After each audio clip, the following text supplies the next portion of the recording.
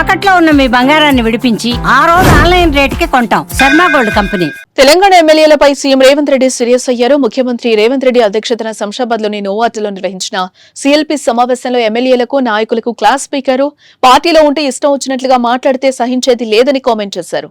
ఒక్క ఎమ్మెల్యే కూడా social media వాడటం లేదని ఫైర్ అయ్యారు. ప్రభుత్వంపై విపక్షాలు నెగిటివ్ ప్రచారం చేస్తుంటే ఎమ్మెల్యేలు ఏం చేస్తున్నారని ప్రశ్నించారు. కొందరు ఎమ్మెల్యేలు వారి వారి నియోజకవర్గాలను వదిలి హైదరాబాద్ కే పరిమితమవుతున్నారని, వీకెండ్ రాజకీయాలు చేయొద్దంటూ హితవు పలికారు.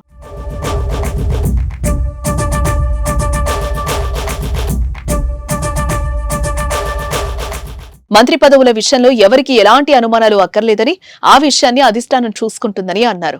ఎవరెవరు ఏం మాట్లాడుతున్నారనేది అంతా రికార్డ్ అవుతూనే ఉందని, జాగ్రత్తగా ఉండాలని ఎమ్మెల్యేలకు సూచించారు.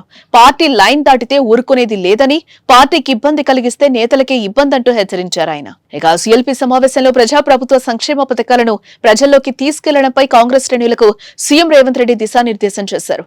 రేపటి నుంచి జూన్ 2 వరకు ఎమ్మెల్యేలు నియోజకవర్గాల్లో పర్యటించేలా కార్యాచరణ రూపొందించుకోవాలని అన్నారు. గతంలో ₹2కి కిలో బియ్యంతో పాటు ఇప్పుడు సన్న బియ్యం పంపిణీ ప్రజల్లో శాశ్వతంగా నిలిచిపోతాయని తెలిపారు.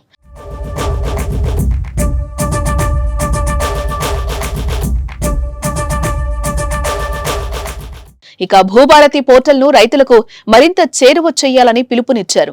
దేశంలోనే ఇందిరమ్మ ఇళ్ల పథకం ఆదర్శంగా నిలుస్తోందని అన్నారు. కులగణన ద్వారా 100 ఏళ్ల సమస్యను పరిష్కరించామని కామెంట్ చేశారు. బీసీలకు 42% రిజర్వేషన్లు కల్పించేలా బిల్లు తీసుకొచ్చామని అన్నారు. ఎస్సీ ఉపకులాలకు శాశ్వత పరిష్కారం చూపుతూ ఎస్సీ వర్గీకరణ చట్టాన్ని తీసుకొచ్చామన్నారు. దేశవ్యాప్తంగా తెలంగాణ మోడల్పై చర్చ జరుగుతోందని తెలిపారు. గచ్చిబౌలి భూములపై బీజేపీ, బీఆర్ఎస్ పార్టీలో ఏఐ టెక్నాలజీతో మార్ఫింగ్లు చేసి ప్రభుత్వంపై విష ప్రచారాన్ని తిప్పికొట్టాలని ఎమ్మెల్యేలకు సూచించారు.